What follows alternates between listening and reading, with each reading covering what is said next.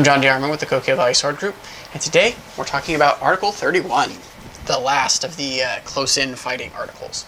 So, let's begin. Article 31, the teaching of the folding door. Viewing your body as a folding door is a basic principle of hand-to-hand fighting. If you stick to your opponent's body, you should make your body wider and straight, and thereby cover the sword of your opponent and also his body, so that there is no space between your body and your opponent. And if you hit your opponent with your body, you should make yourself thin and straight and hit him strongly in the chest with your shoulder so that he is thrown to the floor. This should be practiced. So,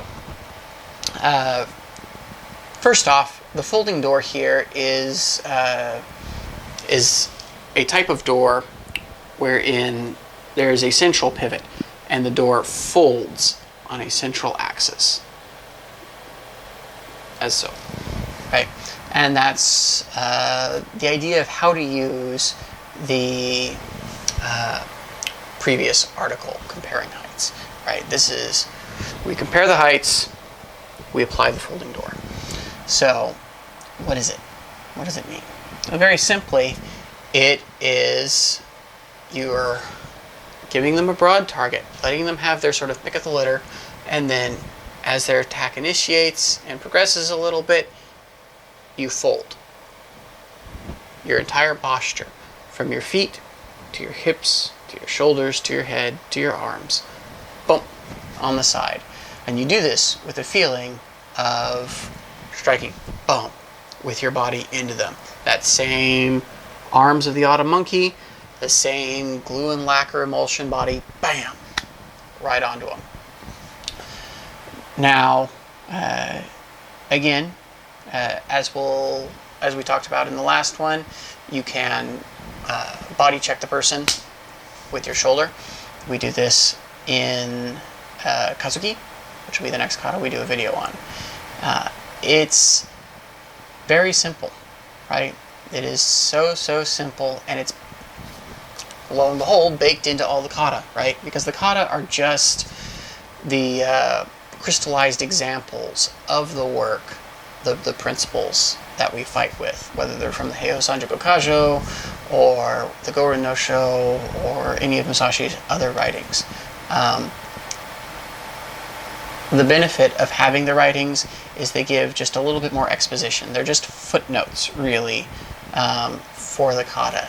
Though, in some cases, where the katas have been changed through the ages, or where perhaps your instruction is not as direct to the Japanese main branch as you'd like, they can offer valuable insight as into the meaning, the underneath of the work. Like, okay, I'm doing this suppression in Mojiri Gamai. Why?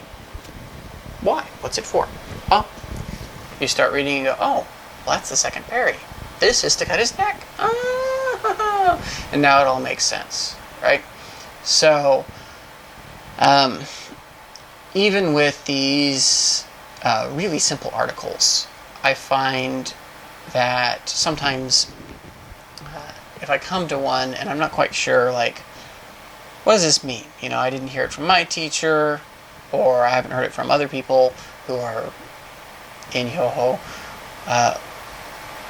How do I sort of start to understand it better? Go through and watch the kata, right? Go through and do the kata, right? With that piece of information in your mind. And go, okay, well, teaching of the folding door. When does my body make that motion? It's like, oh, I do it in Sasen. Oh, I do it in Haso. Oh, I do it in another Haso. Oh, I do it in Okanagashi. Oh, I don't really do it in Mojiri. I don't do it in Haritsuke. But all of a sudden the Gashuchi comes along. Bam! I'm doing it. Toraburi. Bam! I'm doing it. Right? So, you look to the kata as the main piece, right? The most important part. Most. And the writings is footnotes, to help you kind of understand these ideas. And you just sort of go back and forth between these two, right? You go, okay, well, the kata are most important. These are the footnotes. Oh, the writings are most important, and the kata are just examples of those, right? And you shift your perspective. You roll it in your mind. You roll it in your body as you do the work, and you let it grow naturally.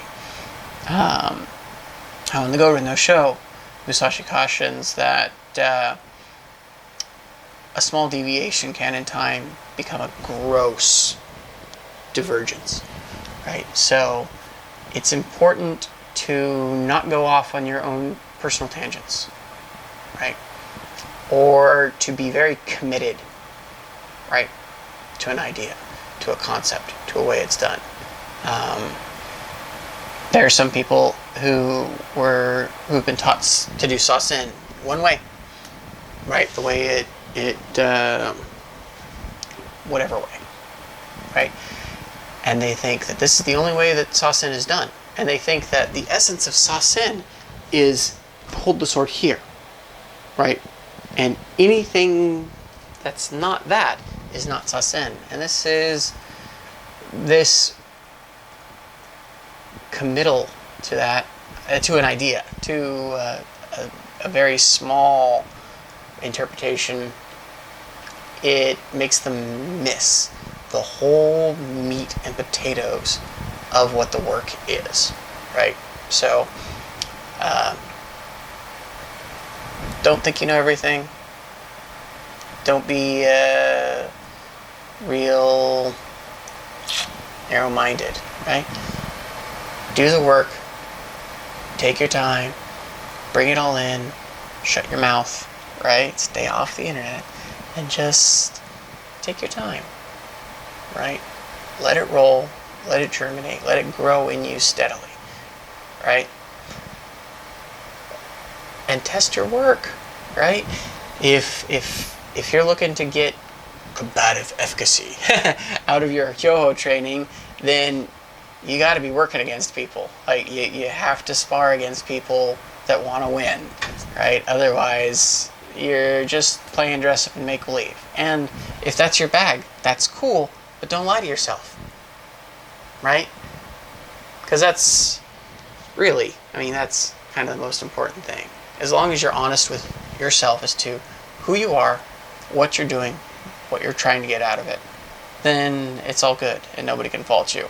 But if you're one of these dudes that's just like, oh yes, I practice my kata so vigorously, I can beat any person.